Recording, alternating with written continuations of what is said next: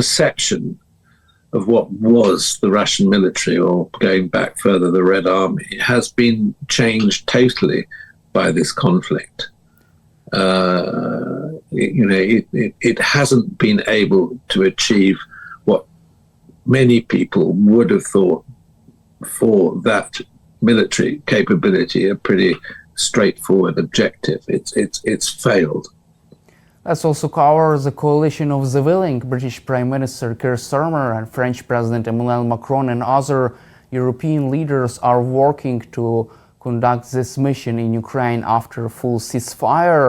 What is your personal opinion about this concept and this plan about the coalition of the willing? Well, I have serious reservations. I don't really understand what the thinking is behind this, because the frontier between Russian and Ukrainian forces is so long. Are we talking about military units which would police that frontier?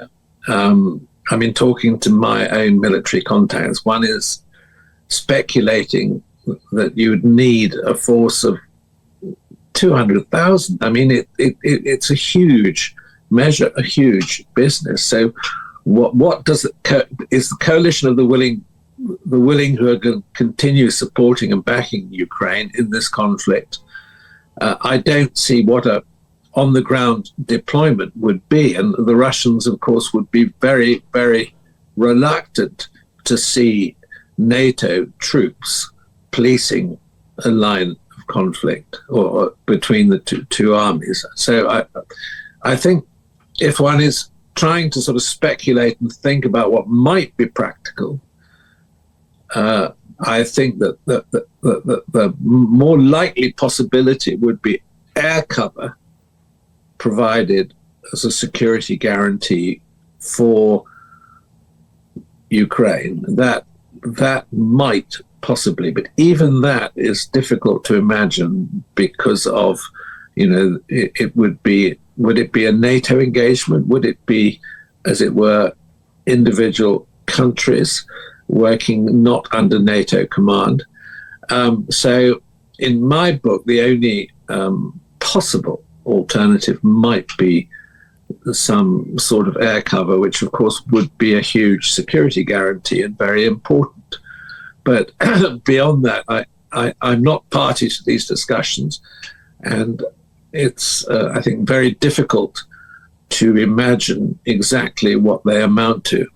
I think we have a NATO summit coming up in The Hague in June, and I think maybe after the NATO summit, it will be easier to have a picture of what's being planned. And my last final and quick question, do you expect, can you imagine such air cover over Ukraine without full ceasefire?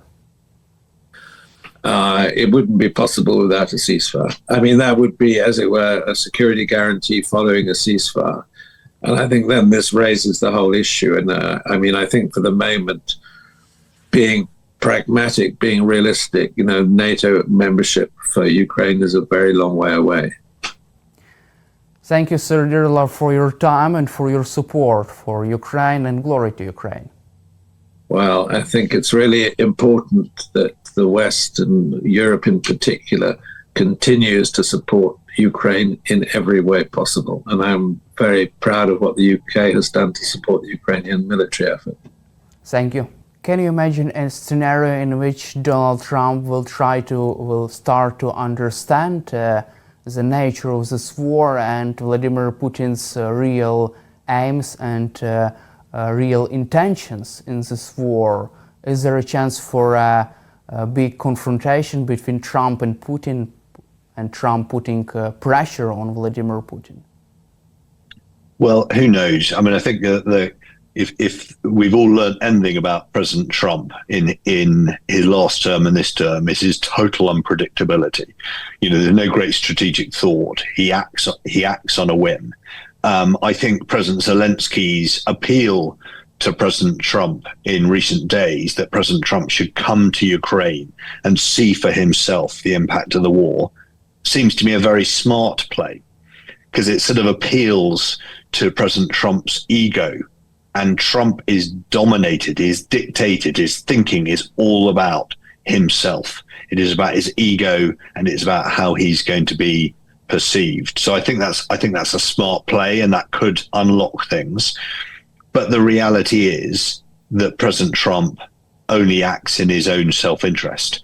And so what might unlock it, what might change President Trump's approach and sophistication in his approach to the peace process, if you can call it such a thing, would be Trump feeling humiliated by the dialogue with President Putin. And at the moment, he is being humiliated, but he's not publicly recognizing that yet.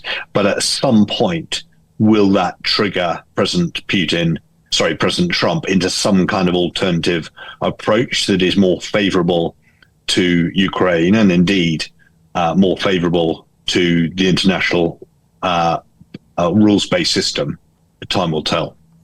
Also, Commander-in-Chief of the Ukrainian Army, General Syrsky, says that Russia has already begun its offensive in the Sumy and Kharkiv regions of Ukraine.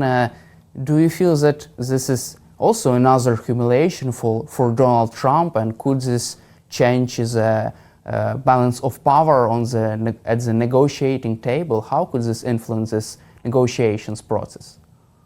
Yeah, I mean, so the degree to which President Trump, frankly, is conversant with the detail about what's going on the ground, I think is an entirely moot point.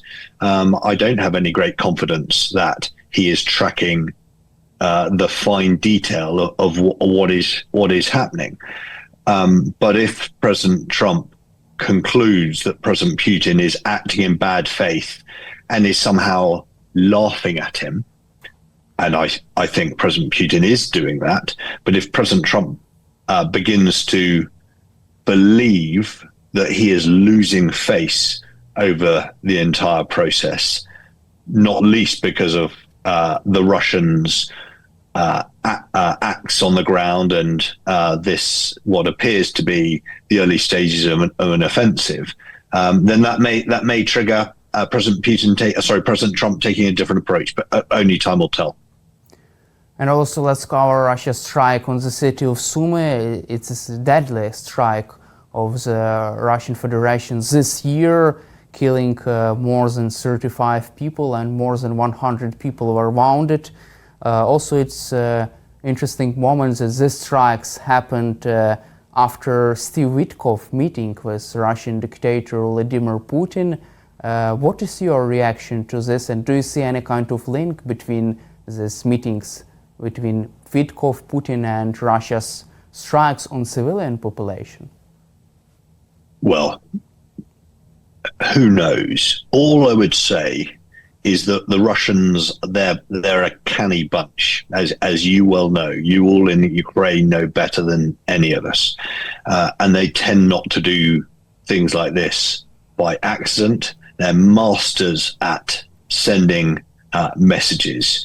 So let's be absolutely clear. The strike on Sumy was absolutely despicable. It's a war crime. There's absolutely no justification for it.